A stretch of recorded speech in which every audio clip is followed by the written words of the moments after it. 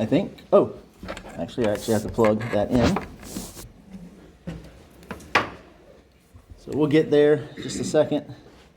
And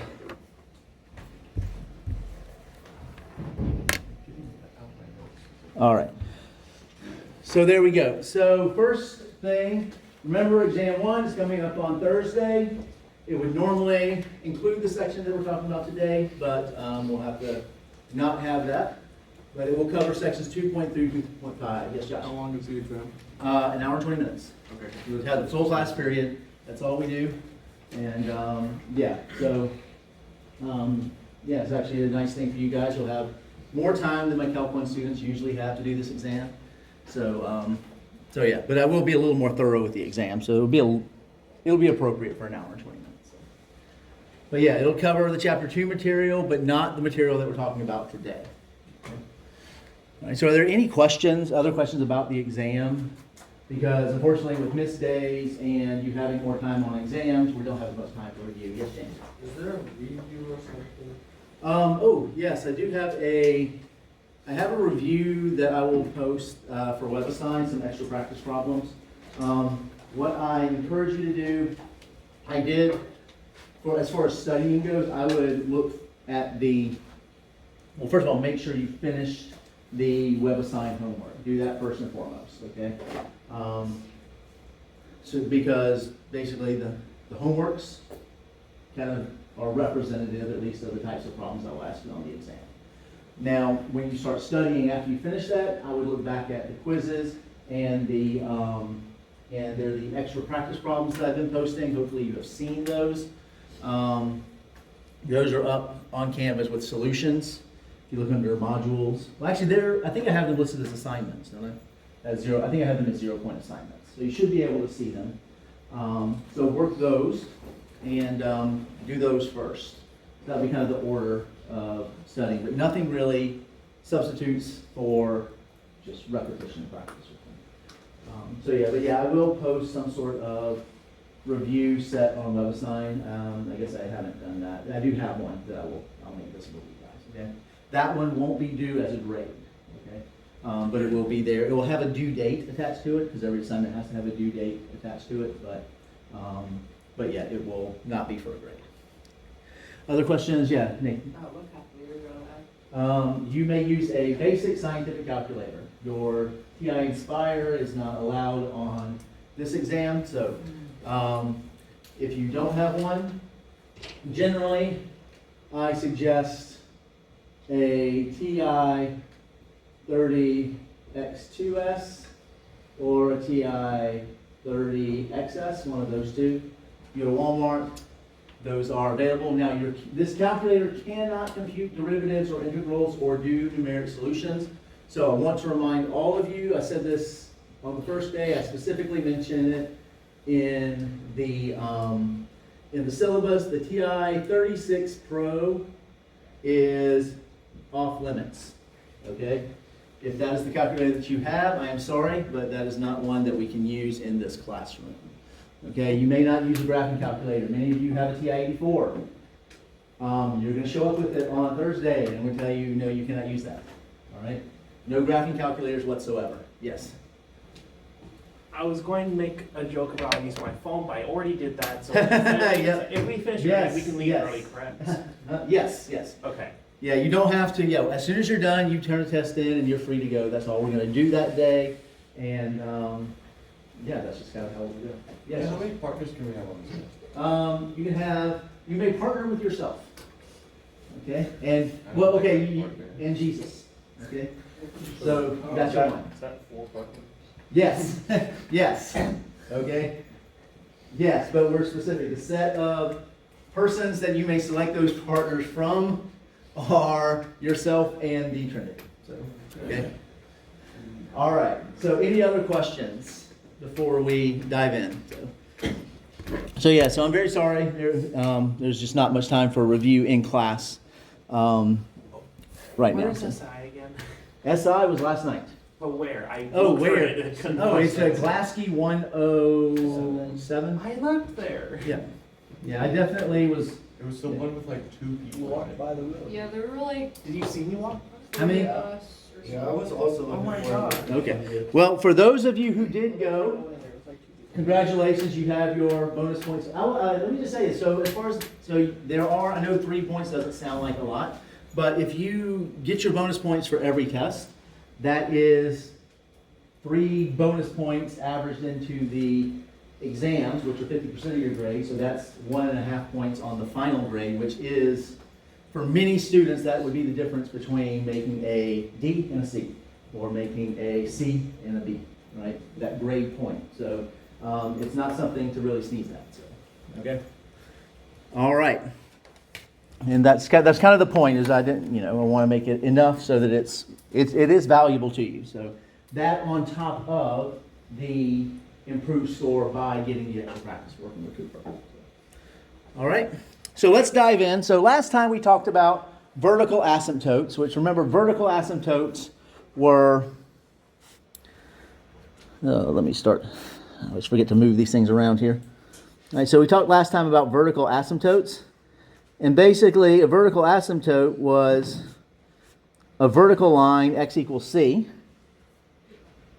where the limit as x approaches c from the right of f of x is either positive or negative infinity, or the limit as x approaches c from the left of f of x is plus or minus infinity. One-sided. Okay? So here we were talking about vertical asymptotes being limits where the right or the left limit blows up to infinity. Okay? Now I want to talk about limits that involve infinity, but in the other direction. Okay? We want to look at things where our x value goes off to positive or negative infinity. Okay? So they're kind of related, but not exactly the same thing. Okay? And so here, in this case, for this function, 1 over x, what is the limit as x goes to infinity of 1 over x, guys? Yes, Ezra? 0. Yes. You can see it in the graph, right? Out here, x is going to infinity this way. Okay? That is x going to infinity, and as x goes to infinity, we see that the y value gets closer and closer to 0. So my y value goes to 0. And if we go the other direction, the limit as x approaches infinity of, not positive infinity, but negative infinity. 1 over x. That is also 0, right? As x goes this direction, that's x going to negative infinity. And we still see y approaching 0 in this direction. Okay. So that's 0. And we see the exact same behavior if we look at 1 over x squared, right? The limit as x approaches infinity of 1 over x squared is 0. And the limit as x approaches infinity, or not positive, negative infinity, 1 over x squared is still equal to 0. Everyone agree with that? Are we fine with that? Okay. So this is generally going to be true, right? So the reason these are going to 0, right, is we have this fraction, 1 over x. The numerator staying the same, the denominator is blowing up, getting larger and larger and larger. So as the denominator gets larger, the fraction gets smaller. And so this goes to 0. In fact, this is going to be very key for us. Let's let r be some positive. We'll use rational numbers. Right now, rational numbers, just so you know, rational. Hey, who knows what rational numbers are besides my discrete math students? What do I mean when I say a rational number?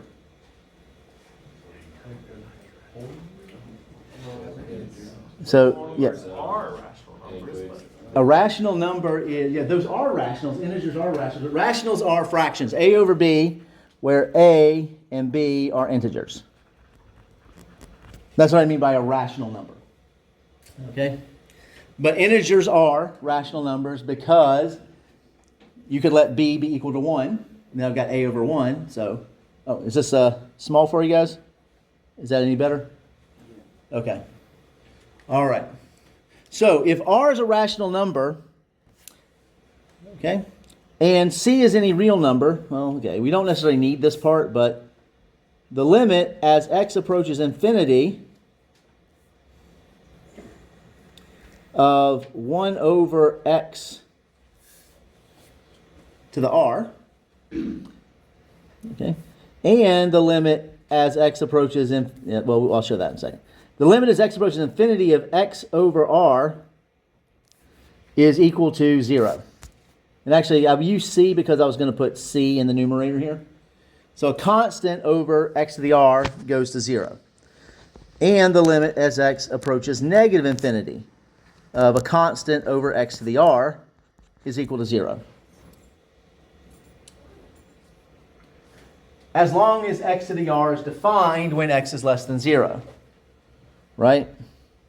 Because remember, let's say r equals 1/2. Well, then x to the r is undefined for negative numbers. Right? If I have x to the 1/2, remember x to the 1/2 means the square root of x. Like fraction exponents mean roots. Okay? So it's undefined. We can't take the square root of a negative number. Okay. All right. So let's look at a function here. Let's just go ahead and calculate this. Our usual limit rules work. Okay? So when we calculate the limit as x approaches infinity of 5 minus 2 over x squared, that's the same as the limit as x approaches infinity of 5 minus the limit as x approaches infinity of 2 over x squared. So we can still use our ordinary limit rules. Yes, Nate? Is it better to use those rules rather than to just plug in and say 5 minus 0 equals 5? Well, what you're doing when you say 5 minus 0, you're doing this. Okay. So you don't necessarily have to... Right, Ooh, wow, that's... I didn't realize I was far enough away for that to be up. Okay, yeah, this is what you're doing, but you don't necessarily have to write that. I would be okay if you jumped from here to here and said 5 minus 0 is equal to 5. Okay? All right? So now this limit, right, that limit, remember, this limit is a y value. Okay? And so what can we say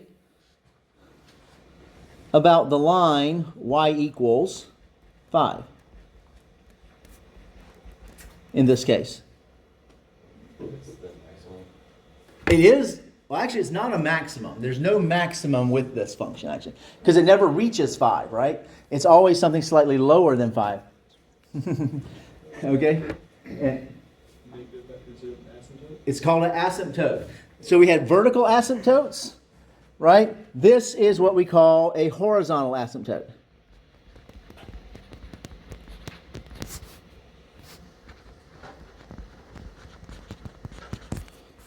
Horizontal asymptote. And that's going to be our definition of horizontal asymptote. We define vertical asymptotes in terms of we define vertical asymptotes in terms of limits, right? If the limit from the left or the right blows up to infinity, we have a vertical asymptote. If the limit as x goes to infinity, positive infinity or negative infinity is some number, then we have a horizontal asymptote. Right? So we're going to say that the line y equals L is a horizontal asymptote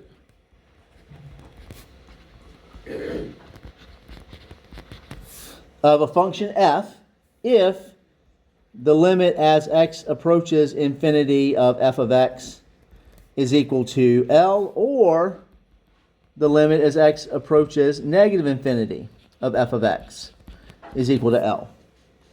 So if it happens in either direction, one or the other, it doesn't have to be both. Okay, we're going to look at some examples where we have an asymptote in one direction, but not in the other. Right? Yes, Ezra. This is a really stupid thing to ask. Yeah. But I never thought of it.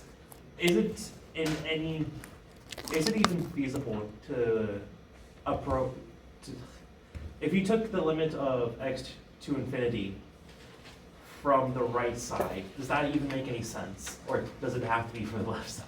It always has to be from the left side, okay? Because there's nothing, even if we consider, okay. All right, so I'm going to go down a little bit of, oh, okay, I hear the groans. We're going down infinity. Let's talk, yeah. That's why I was worried. Okay, so it's actually one devotion I'll talk about at one point, but if we have the real line, we can basically identify each endpoint with infinity, and then and those touch together, and we call this the one-point compactification of the real line, and then maybe you can think of it as coming from the other side, right? You go to the negative, and then you come back around, but that's way beyond the scope of this class. So it's okay. The universe is a torus anyway. It is a manifold.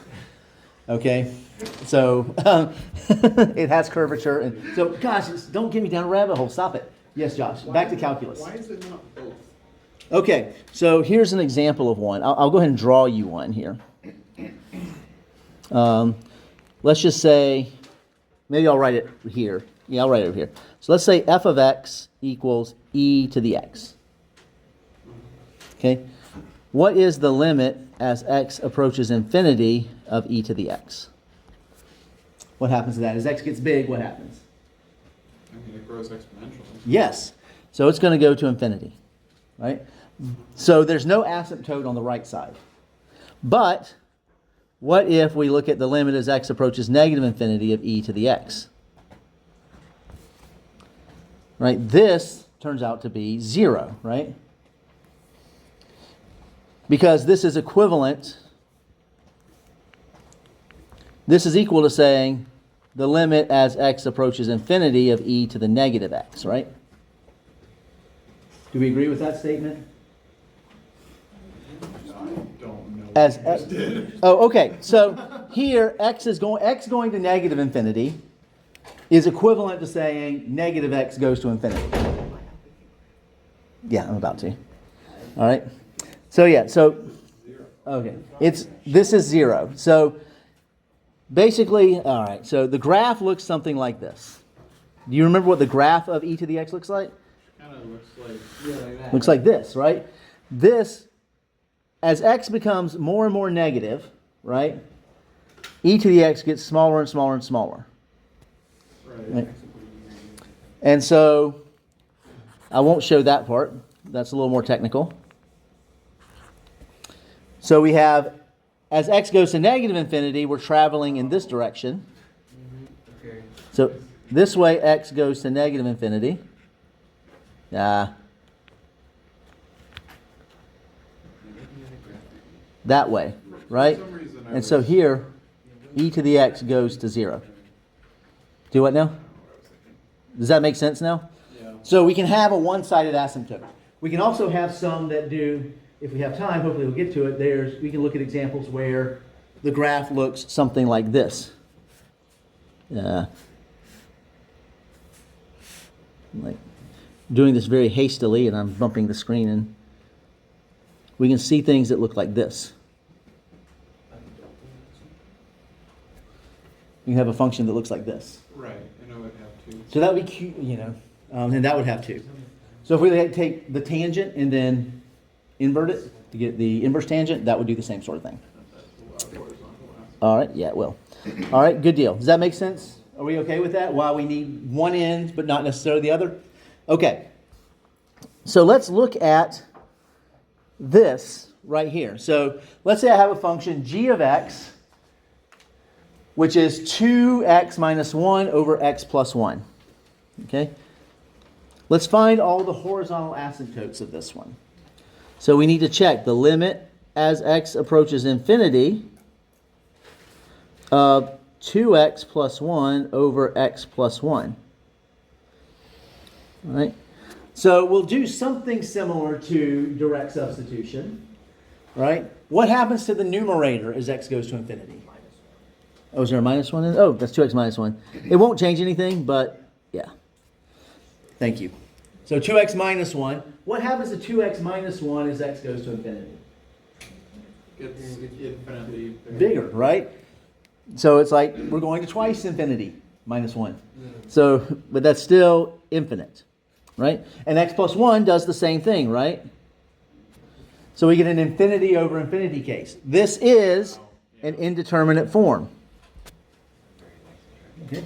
So we have an indeterminate form, so we have to do something to rewrite this. What can we do to rewrite this? Huh? That's not really going to help us in this case, because we'll end up with an x squared on the bottom, and it's not quite what we want to do. I mean, doesn't We could do the trick. What trick? Just divide the x's and just see that. Okay, so maybe One this. more tricks that could be helpful in this situation. Yeah, Find this is the- horizontal asymptotes, but we can also solve it by doing the So- other trick, what was not the trick I was talking about. Is this the one you were talking about, or you said dividing by x, and so? No, I was saying it's at 2. Huh? It's at 2 because Right, it will be 2. And so yeah. that's one trick. So we'll The other talk- trick- yeah, but that's- I'm trying not to. Yeah, no, Oh, shut up. you're fine. No, you're good. You're good.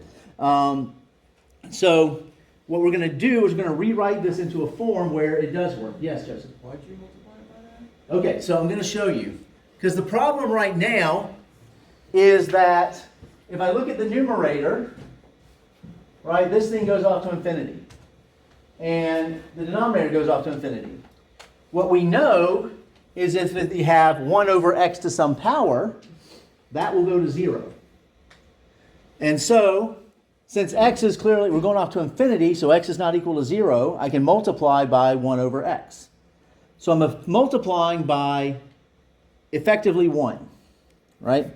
This is a clever, one thing that we do a lot in math is we find helpful ways to multiply by 1, or helpful ways to add 0. So that we haven't changed the expression, the value, but we've written it in a different form. So what happens if I do this? I get 2x times 1 over x, which is 2, minus 1 over x. And then, in the denominator, I get 1 plus 1 over x. Okay? So why specifically 1 over x? Can it be like any other number? Well, the reason is, and we'll look at what happens, we're doing 1 over x because that gets us a constant here in the denominator. This is our goal. Our goal is to get a constant plus something, some numbers over x, some expressions with x's in the denominator here. That's our goal. You want x to get infinitely small instead of infinitely large. Right, we want the values to get small instead of large. Okay, so if there's a problem with like Hmm? an x on the This is top one of and the bottom, tricks, but just multiply more it by long-winded. 1 over x. But this is a technique. First of all, we won't call it a trick, but this gives us understanding of why this is working. What you're suggesting is you're saying look at the leading terms and Yeah. divide them, but that gives us no understanding of necessarily what's going on. Necessarily help in a more complex equation. Yeah. But this one it does. So this gives us practice with a good mathematical technique that is applicable to other things. Like I said, I should just shut Yeah. up. No, you're good. You're good. There are reasons why we do things, and sometimes we look at things, we're like, well, I don't need to go through all of that. But I know. sometimes we want you to gain understanding. Yeah, Okay? Math is not about the answer. Okay? Math is not about the right answer. It's about how you arrive at the answer. All right. So anyway, let me go ahead. So now what I can do is I can say the limit as x approaches infinity of 2x minus 1 over x plus 1 is equal to the limit as x approaches infinity of 2 minus 1 over x over 1 plus 1 over x. But now, as x goes to infinity, yes, Joseph? So if there's like a problem with x on top and the bottom and it goes to infinity, always just multiply it by 1 over x. If we have it, not just 1 over x, but we're going to multiply by 1 over something, generally speaking, numerator and denominator. The coefficient usually, right? Yeah, we usually want, if we're looking at polynomials, we'll want the highest power of x in the denominator. Right. And we'll see why that, so you guys see why we would do that. So if this problem had like 2x squared over x squared, then you would multiply it by 1 over x squared. Yes. Gotcha. And we're going to do some examples like that. So if you didn't follow what they just said, that's fine. We're going to do some examples like that. But now this is 2 minus 0 over 1 plus 0, right? Because the 2 stays constant as x goes to infinity. The 1 over x goes to 0. So we get 2 minus 0. Then the denominator, the 1 stays constant. That's not changing with x. And the 1 over x goes to 0. So this is just equal to 2. Okay? So this is one horizontal asymptote. Okay? One horizontal asymptote, y equals 2. Okay? So we definitely have one there. So now we always need to check. We always want to check both directions. There are examples where we need to check both directions.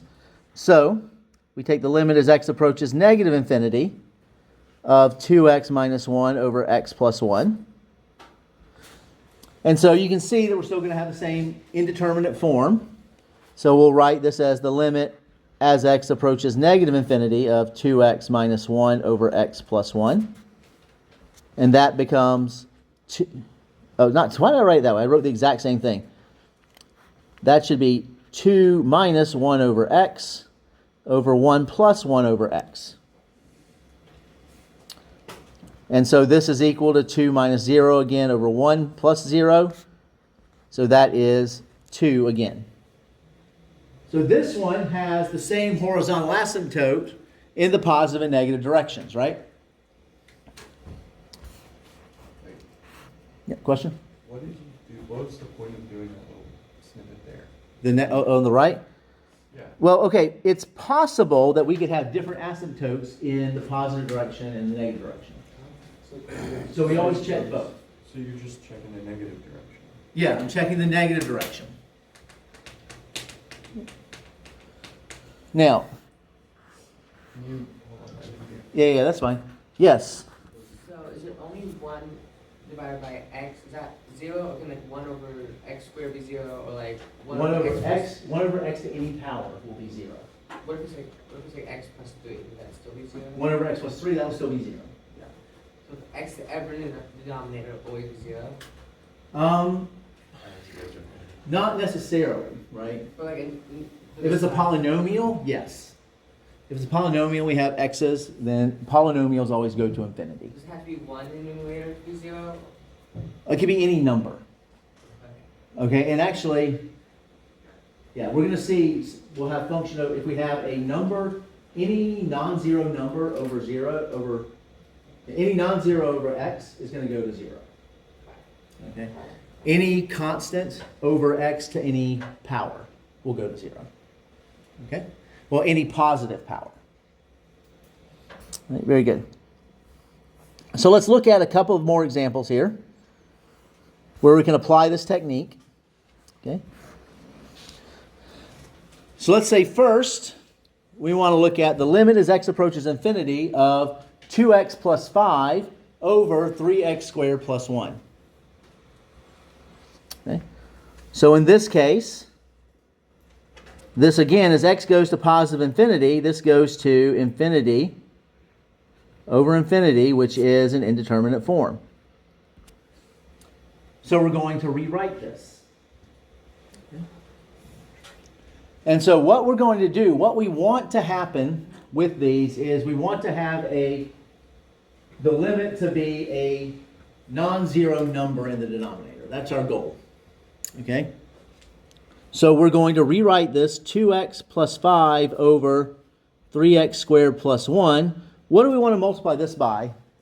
1 over x squared. 1 over x squared, yes. Yep, 1 over x squared, 1 over x squared. Okay? So that becomes a 2x, 2 over x plus 5 over x squared divided by 3 plus 1 over x squared. Okay. So now when I take the limit as x approaches infinity of this new function, 2 over x plus 5 over x squared divided by 3 plus 1 over x squared, that becomes 0 plus 0 over 3, which is 0.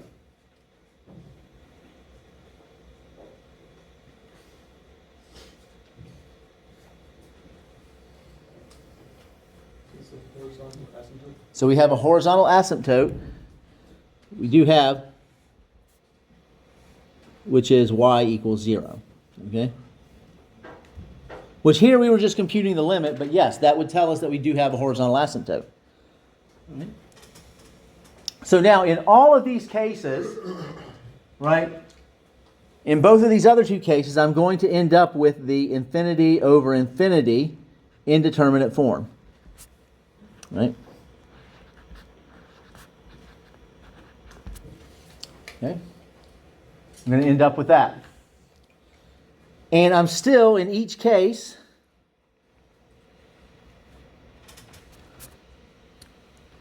I'm going to rewrite the rational function by multiplying by 1 over x squared. And the reason I'm doing 1 over x squared, again, reminding you, is so that I can get a constant right here. So whatever that leading term is, whatever the degree of that polynomial is, we're going to multiply by 1 over x to that power. So this now becomes 2 plus 5 over x squared. Nope. Divided by 3 plus 1 over x squared. So now if I take the limit as x approaches infinity of 2 plus 5 over x squared over 3 plus 1 over x squared, that is going to be 2 plus 0 over 3 plus 0, which is 2/3. Do we see that? Is that okay?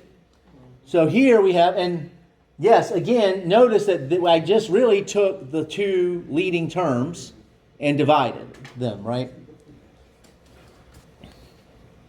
Yes, Nick? It doesn't matter if the biggest or the largest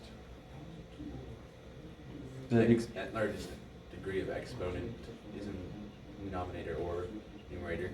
Right, we're going to use the denominator. We'll always just use the denominator. Yeah, it works out easiest if we just say, hey, we're going to use the denominator to do this. So again, we could increase the degree. Okay? So here again, I have a horizontal asymptote. Let me go and write it down. I have a horizontal asymptote y equals 2/3. And in this third example, right, again, I'm going to multiply by 1 over x squared. So 2x cubed plus 5 over 3x squared plus 5, 1 over x squared. Still going to do x squared.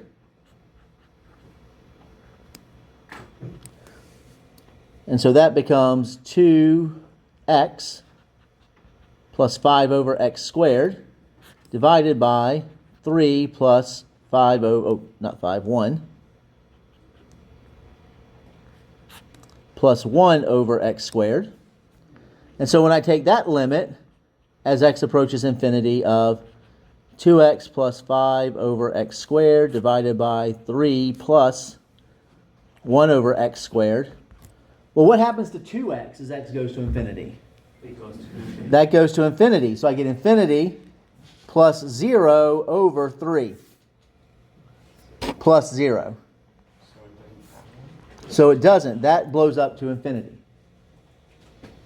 Okay? So this has no horizontal asymptote. Right, does that make sense? Yes. So we're just getting rid of the x basically. Yeah, we want to get rid of, the idea is in the denominator, we want that to get rid of the x's in that leading term. Because what that's going to do is that's going to allow us to always end up with a number. So in all these cases, we had 3 in the denominator. So we have that 3 in a non-zero number in the denominator, and then we can just look to the numerator to kind of help guide us on what the limit will be. Does that make sense, guys? All right. Also, so for like A and B, right, when you multiply it by the top and bottom by 1 over x squared, Yes. Why does it result in like the numbers that you get? Like, how is it 2 over x in problem A? Okay, well, so 2x times 1 over x squared, right, Oh, is cancel that. 2x over x squared. One of those x's cancel, and that becomes 2 over x. Gotcha. Make sense? We all right with that, guys? Yeah, sorry. Yes, that's right. So the definition we're using for horizontal asymptotes, the definition that is like the actual more technical definition, or This is the technical definition of Okay. horizontal asymptote. because my other class for calculus, I guess, just kept giving us fake definitions that were easier. Okay. You know, the kind of definitions that made x to the fourth divided by x technically have horizontal asymptotes, which is weird. Okay, It's not- So we, not horizontal asymptotes, we can have other asymptotes. Well, yeah, but And I'll talk about that. But no, you would need, they specifically. x over x to the fourth has a horizontal asymptote of x equal y equals 0. Is that sort of thing? Yeah, because Okay. it's a whole at 0 and it's infinitely approaching 0 as it goes to 0. Yeah. It's weird. And yeah. It's its own. So I mean, I'm avoiding, so for this class, I am not giving you the most technical definition of a limit. Yeah. Okay, we're using an intuitive understanding of what we mean by limit. Okay, because it gets very. I think that does end up muddying the waters a little bit. But the horizontal asymptote is defined. You have a horizontal asymptote if the limit as x approaches infinity of f of x is a number. Okay. That's what we mean. Yeah. All right.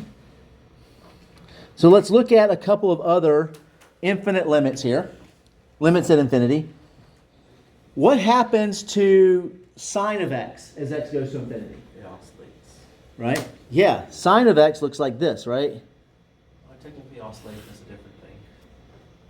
But, Well, the y value oscillates between 1 and -1, right? yeah, but isn't there also a more technical definition for oscillations and limits specifically? I think I did learn that in Calc 2. Yeah, it's when it's jumping between 2 points. Mm-hmm. Okay. I mean, I've always just used oscillation. There may be another technical term that I'm not using, but I can't remember it. So, Isn't it just periodical, basically? well, yeah. So it's periodic. Yeah. It's a periodic function. So it has periodicity. There are other words that we can use besides oscillate, I guess. Yeah. It's periodic. Maybe that's the word we're wanting. So yeah.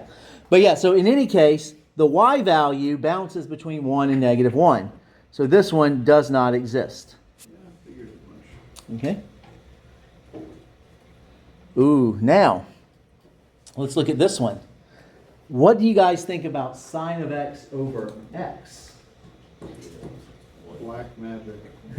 It's not 1. As it goes to 0, it's 1. But now we're going to infinity. So it's not 1, but that's a reasonable guess. What is your range of numbers? It's gonna go to 0, isn't it? Say that again? What does that graph even look like? Okay. Well, so x is getting bigger, right?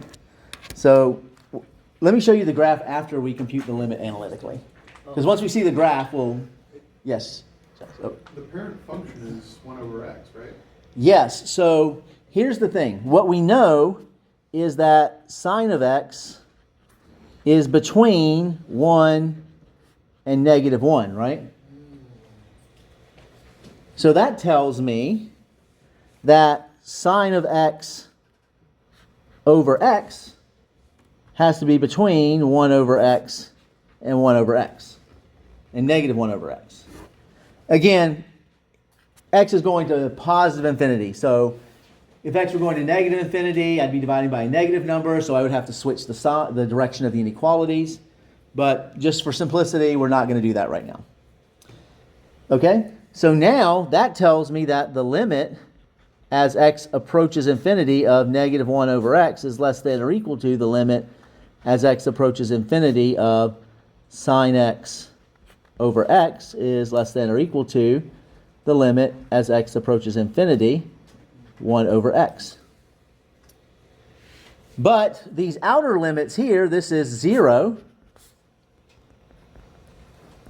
That limit as x approaches infinity of sine of x over x must be between 0 and 0.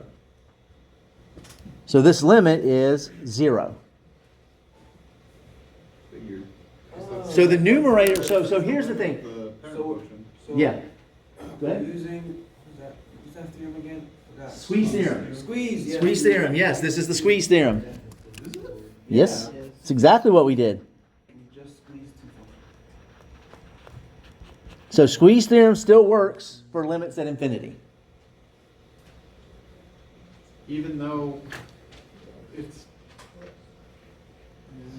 wait, Oh man, so I do want to see what this graph looks like. okay, let me see if maybe I can pull it up on, I'll see if I can pull this up. I really need to get some sort of app on my tablet then. Just look up Desmos is like- Desmos. That does make Decent. Yeah, that's where I'm going. That's where, I'm not going to Desmos. I like GeoGebra. I know you like GeoGebra. I do, I like, Use Desmos. Professor, you're We're all using telling you the to use incorrect Desmos. You don't need GeoGebra anymore. yeah, I like GeoGebra software. though. You're using the incorrect software. It's a toxic relationship. It is not. It is a beautiful relationship. I'm still a big fan GeoGebra of doesn't care about you. GeoGebra loves corporate me. Memphis. GeoGebra has been Corporate Memphis, front page. Yep. Are you sure it cares about you? they care about me. So let's see here. Let me find my sign here. Gosh, I Care lost about it. your analytics. Okay, so sine of x. The x times x, sine of x divided by x. Where did my numbers go there? Yeah, divided by x. Okay. So this function looks like this. What is that? Okay. So let me change my Really, it's just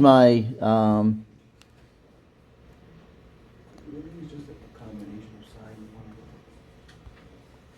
of let's just go maybe -5. So in this case, it's this is a horizontal asymptote.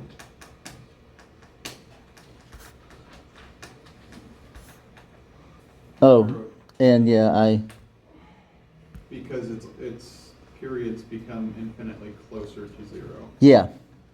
Wait for that.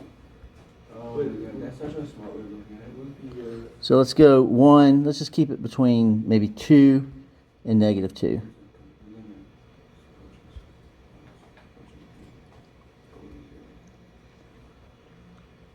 What just happened there? Okay. It did not like that. It did not like that. It's Jay's grass.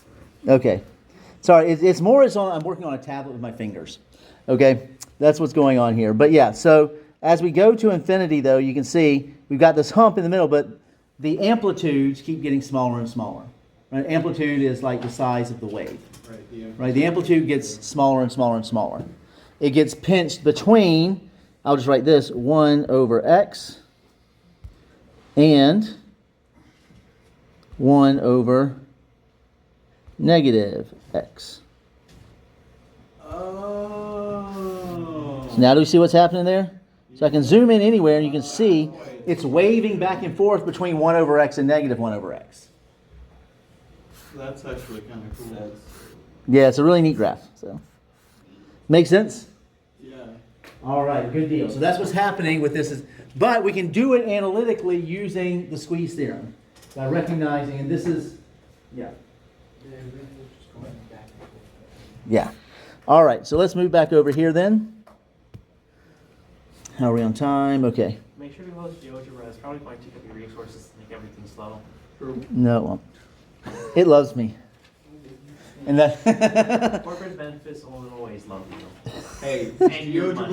GeoGebra Okay. Your art analytics data. contests for its graphing software? Huh? Does GeoGebra host art contests for its graphic software? No, but I'm still I'm on the fly. It's the one I know, so it's the one I'm going to typically use. So, all right.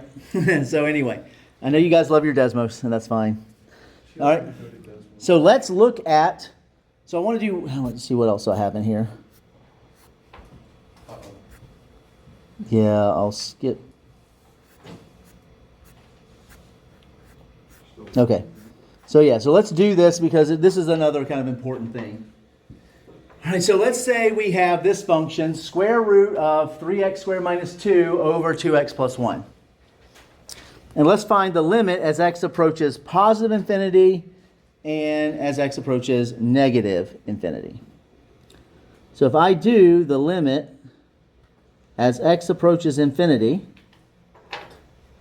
square root of 3x squared minus 2 over 2x plus 1. Right. Well, 3x squared minus 2 goes to infinity, right? Do we agree with that? 3x squared plus 2 goes to infinity? So the square root of 3x squared minus 2 also goes to positive infinity.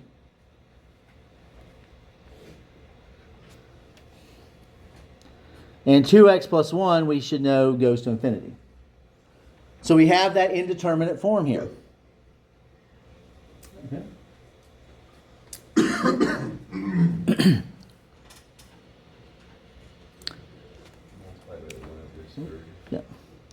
Yeah. So now, what we would like to do is we want to get a number in the denominator here. Right? We want to get that 2. So what do we want to multiply by here, do you think? 1 over x, okay? So we're going to take that square root of 3x squared minus 2, 2x plus 1. Well, if I do 1 over x, I run into a slight bit of trouble here. Yes, Joseph? Why wouldn't it not be 1 over x squared? Because we're going to use the denominator. We're looking to the denominator. We want to use this leading term in the denominator. Oh, okay. So you're multiplying it by the highest power in the denominator. Yeah. You're We're going to focus on the denominator, yes. That's our goal with this technique. Now there's a problem though. I need to get this x underneath the underneath that radical. So what am I going to do with that? What do I need to do with x? I need to write x. What were you going to say? Right, so we need so maybe this is what you're saying. Instead of 1 over x, maybe we do 1 over square root of x squared. Is that what you mean? So we got the square root. We got to bring it inside. Yeah, something like that. Okay. So yeah, so this is what we want to do instead. Because we need to get it inside of that radical, we're going to write it this way. Now, let me ask you guys a question. What is the square root of x squared? X plus. X plus Okay. X what? plus or minus. Right, it's going to be plus or minus. So what if x was, if x was 1, then we have 1 squared, and then we have the square root of 1, which is 1. But if we have a negative 1, That's also getting squared to 1, and then square root is 1. square root is 1. So it becomes a, There's 2 solutions. right, so that negative 1 becomes 1. So this is equal to the absolute value of x, not x. Okay? Right, because if x equals negative 1, the square root of x squared is the square root of negative 1 squared, which is a positive 1. Okay? So we always are going to end up with the positive value. Okay? So this is equal to, I'll just go ahead and write it this way. Square root of 3 minus 1 over x, 2 over x squared. Because I bring that x squared underneath the radical, and then I distribute that 1 over x squared to everything. And then in the denominator, I now have 2 over x over the square root of x squared plus 1 over the square root of x squared. I know I'm getting a little bit small there, I'm sorry. Start doing complex fractions and tend to start writing a little more tiny. So 2 times x over the square root of x squared plus 1 over the square root of x squared.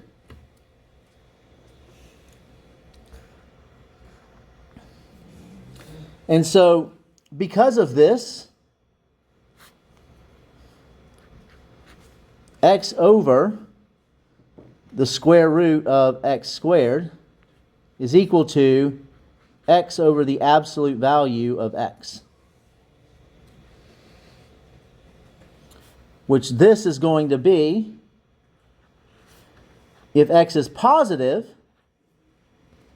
then that's going to be 1, right?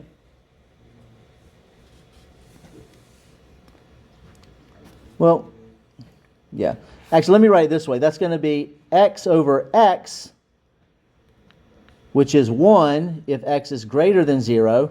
And it's going to be x over negative x, which is negative 1 if x is less than 0.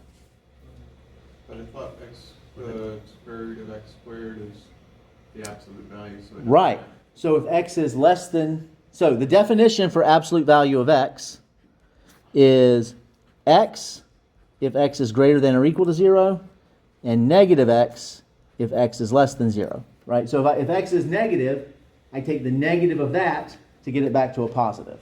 Well, why does that matter? So it doesn't matter for this side. It's going to matter in just a minute, okay? Right, in this case, x is going to positive infinity, so this is just 1, right? So the limit as x approaches infinity, square root of 3 minus 2 over x squared divided by 2 times x over, I'm going to rewrite that as absolute value of x, plus 1 over the absolute value of x. That's going to be square root of 3 minus 0 over 2 times positive 1 plus 0. So this is square root of 3 over 2. I knew I did from the start. Yeah, I know what you did. I'm going to cry. Yep. But see, this is where you're gonna have to get past this, because you've learned things. So this often happens. People learn how to do things, but not understanding why we do things. I know So, why. I It's know just why. frustrating going slow. Okay, That's all. I understand. So we're trying to get it though. We're trying to make sure we understand what is happening. Brother, All I right. think you're the one that needs to say. All right. So here we go.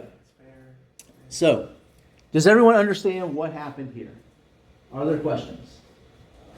Do we understand why I multiplied by 1 over square root of x squared? What is the thing with the piecewise? What is all that? Okay, so It's defining the- this is the definition. Incorrectly, but What?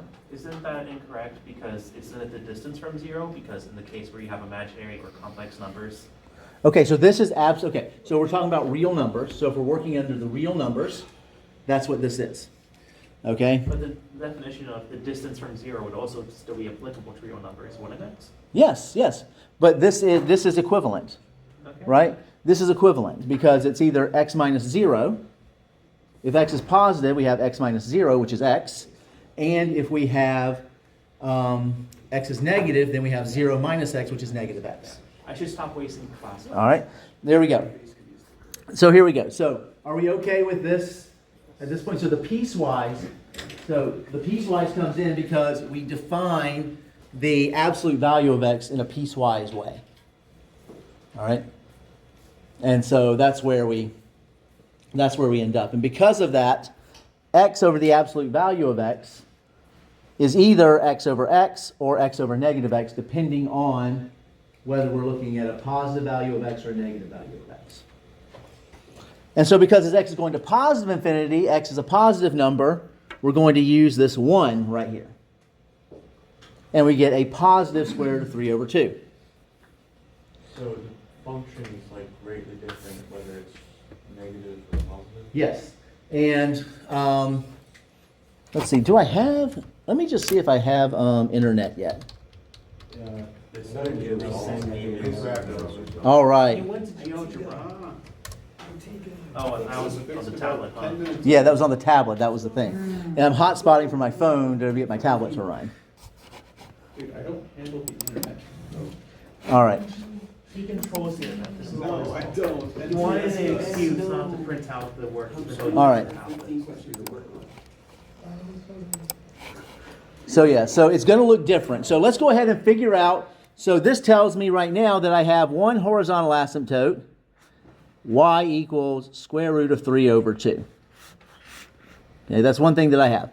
Now, if I take the limit as x approaches negative infinity, square root of 3x squared minus 2 over 2x plus 1. That's again going to be the limit as x approaches negative infinity, square root of 3 minus 2 over x squared, divided by 2 times x over the absolute value of x, plus 1 over the absolute value of x. But now x is a negative number. So this becomes square root of 3 minus 0 over 2 times negative 1 plus 0. Okay? And so we get here a negative square root of 3 over 2. That's my limit as x goes to negative infinity. So we have two different horizontal asymptotes here. Right? So we have another horizontal asymptote, but this time the horizontal asymptote y equals negative square root of 3 over 2. All right? Yes, Nate? Is it safe to assume that one is going to be the negative of the other? No, not necessarily. Okay. Right? I could have had something like, I'll just make it, maybe what if my function was 3x squared minus 2 over, well, that plus 2x plus 1 over 2x plus 1. Right? Then that is not going to be negative. You won't just take the negatives of those. Okay? So there are, you cannot assume that the that one is just going to be the negative of the other. So let me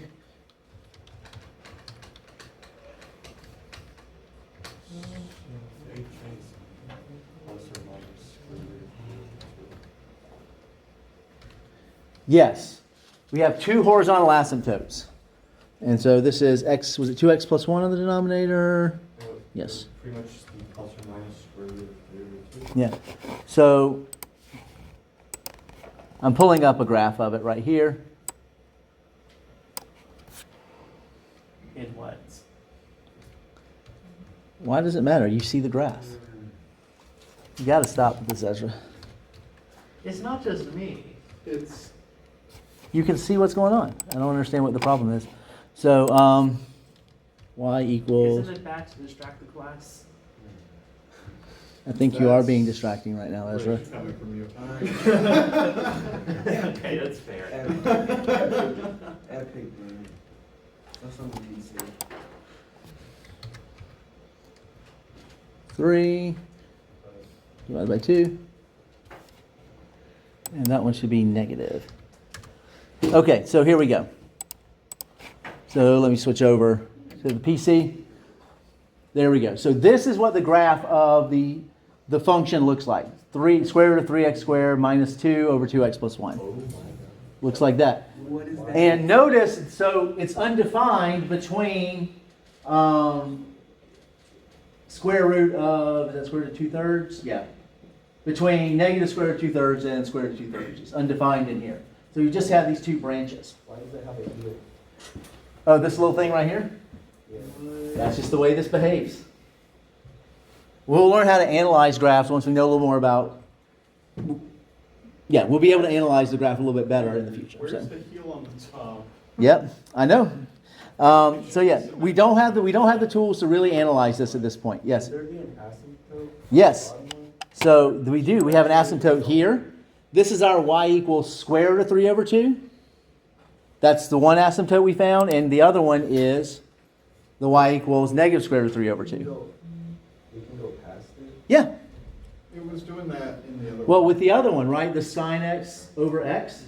Yeah. And so when you first learn about asymptotes, like in high school algebra courses and things, you talk about this is the line that the graph approaches, gets closer to, but never touches, right? That's kind of the way you talk about it. But that's not exactly what happens, right? This sine x over x, it's waving back and forth, right, across that line. But it's still getting closer and closer. So that line is still an asymptote. Does that make sense? We're always looking at what does that mean? We're always looking at what happens as x goes to infinity. does this function get closer and closer to this line as x goes to infinity? Okay. Oh goodness, I got to keep moving. I'm sorry. All right, so let's switch back over here because I'm already here. We'll finish it on this. Okay. So if I want to find all asymptotes for the following functions, right? If we see a rational function, polynomial over polynomial, okay? We can go, there are ways that you can tell what's going to happen, but this technique works all the time. And we're going to look at different sorts of things as we move forward in the course, but in this case, what am I going to multiply by? 1 over x. So I'm going to use 1 over x. Okay, so that is 7 plus 6 over x over 9 minus 4 over x. Okay.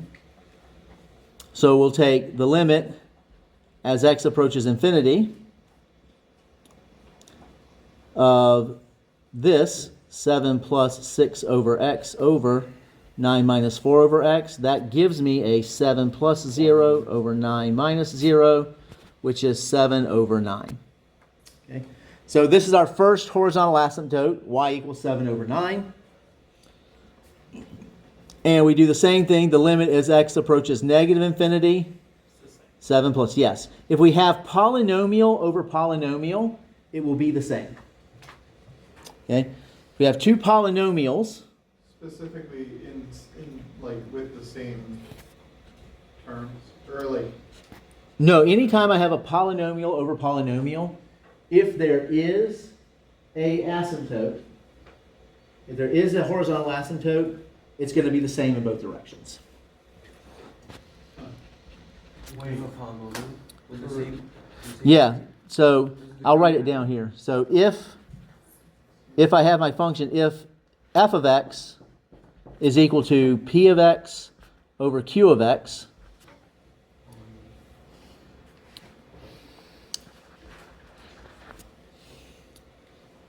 where p and q are polynomials,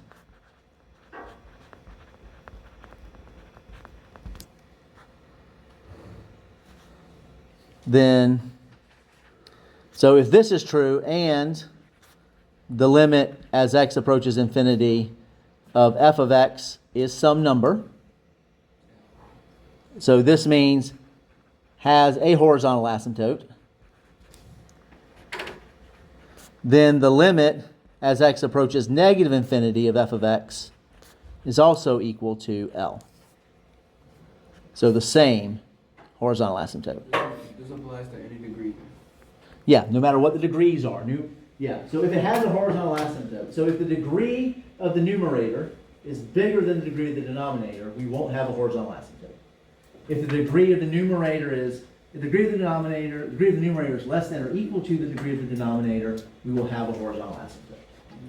Because when we divide, right, if this degree here is bigger than the degree here, then we're going to be left with something times x, something times some positive power of x, right? And so that's going to blow up to infinity or negative infinity, depending on the leading coefficient. Yes, Joseph? So for A, well, we're on A, but why does the x turn into 0 instead of infinity, and why does it just go to 7 over 9 instead of going up to infinity? Okay, because this is 6, it becomes 6 over x. So 6 over Yeah, any number over x will go to 0 as x goes to infinity. Right? Oh, yeah, okay. Yeah. That's why we're doing this multiplication, so that we get x's in the denominator that go to 0. Okay? All right. So, yeah. What's up, vertical? Vertical asymptotes, that's where the limit, so x equals c is a vertical asymptote, remember, if the limit as x approaches c of f of x goes to positive or negative infinity, either from the right or the left. That's a vertical asymptote. We did that in 2.5. That's what we did in 2.5, right? So with these, for horizontal asymptotes, x is going to infinity and y is going to a number. For vertical asymptotes, y is going to positive or negative infinity and x is going towards some specific number. Does that make sense? Yes. Whenever you're done with the follows, can you quickly just compare the differences in finding the vertical and horizontal asymptote just to solidify things? Oh, okay. So horizontal asymptote, yeah. Well, I'll go ahead and write it down here. This is the difference. Horizontal asymptote, the limit as x approaches plus or minus infinity of f of x equals some number, I'll say c. Okay? Equals a number. For vertical asymptote, the limit as x approaches c of f of x is positive or negative infinity. Makes sense. So in one case here, so in the horizontal case, y is approaching a number as x is approaching infinity. In the vertical case, x is approaching a number and y is approaching positive or negative infinity. Yes, Mike? Well, horizontal asymptotes go to an indeterminate form, and you're trying to Right, so those limits you can end up with indeterminate forms if you have some weird functions, yes. We're focused right now, our focus right now is just going to be algebraic functions, things where I have a polynomial or polynomial, square roots, maybe absolute values. Well, okay, yeah, I guess not. We won't have too crazy of functions right now, okay? Mostly, in most cases, we're going to end up with either there's a horizontal asymptote or something blows up to infinity. In most cases, we're looking at right now. Okay? Yeah, so I do need to go ahead and do this one, and I was hoping to get into derivatives today, but maybe we won't. So let's look at this function, 5x squared over x plus 3. And so I'm just going to do one-sided. The limit as x approaches infinity, 5x squared over x plus 3. Well, again, I'm going to multiply by 1 over x in the numerator and denominator. And so I have the limit as x approaches infinity of 5x plus, or just 5x, over 1 plus 3 over x. So that is infinity over 1 plus 0. So that's infinity. But that's not the whole story. Okay? This function may have some other asymptote, some other curve. It just may not be horizontal. So let me show you what I mean here. So we have this process called long division of polynomials. Did we talk about that in this class at any point? No, we haven't. So the way we're going to do that is I want to divide 5x squared by x plus 3. Okay? So you're going to need to know how to do this for this class. You'll need to know how to do it for Calc 2 also. Those of you going to Calc 2, because this is something we have to do. So 0 plus x plus 0. Now I know that some of you may remember synthetic division. You can use that here. But yeah, I don't honestly keep that process in my mind. So I don't do it on the fly. All right, so now what I do is I'm going to always look at the leading term here and the leading term here. So x times what gives me 5x squared? That's a 5x. So I put a 5x here. So now I'm going to multiply x plus 3 by 5x. And so I get 5x squared plus 15x. Subtract that.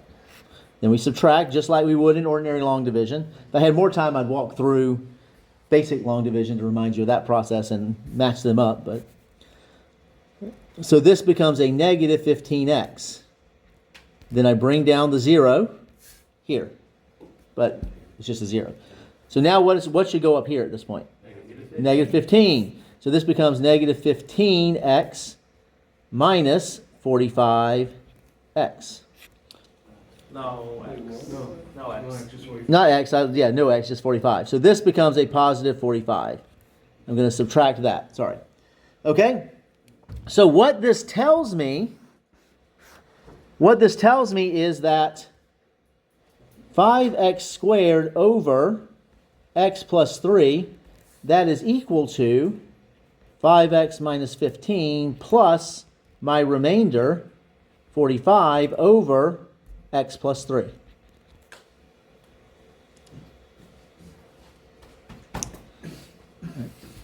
Just like if I took, let's say I take 9 divided by 4, right? 9 divided by 4, I get 2, I get an 8, and I'm left with, let's say 90, just to make it a little more interesting. Okay, that's 8, so then I subtract, I get 1, I bring the 0 down, I've got 10, so that's times 2, so 2 times 4 is 8, and I have a remainder of 2. And so what this tells me is that 90 is equal to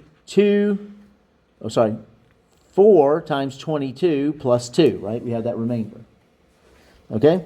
And so if I divide through by 4, I've got 90 over 4 is equal to 22 plus 2 over 4, right?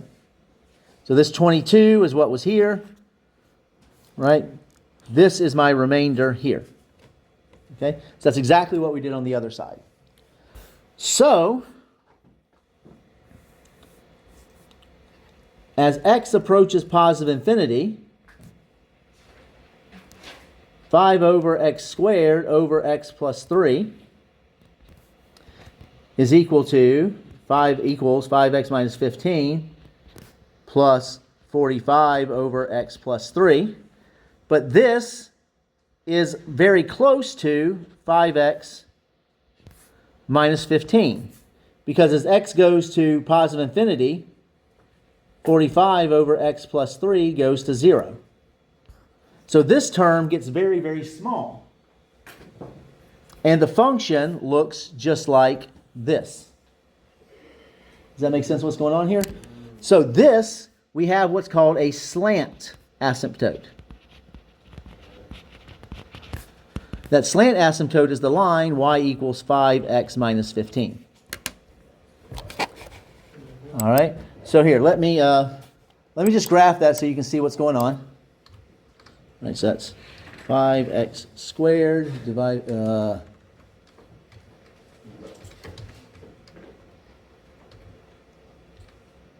The way I've always saw this is that it's just a normal horizontal asymptote plus a linear.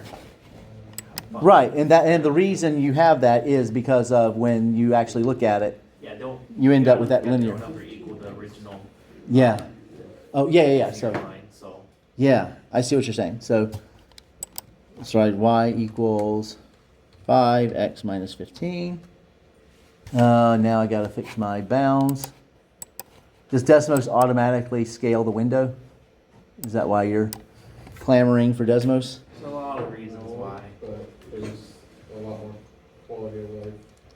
Oh, yeah? Quality of life is Well, this is, yeah. So here. Does GeoGebra have an interactive homepage? I think not.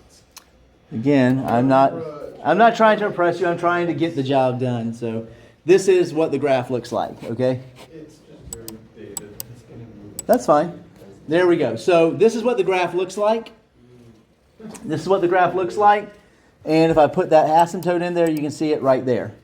So you can see the graph getting closer and closer to that slanted asymptote. So we have an asymptote, it's just not horizontal. And let me just show you something kind of cool here. Let's say this was 3, and I'm just going to get rid of my 5.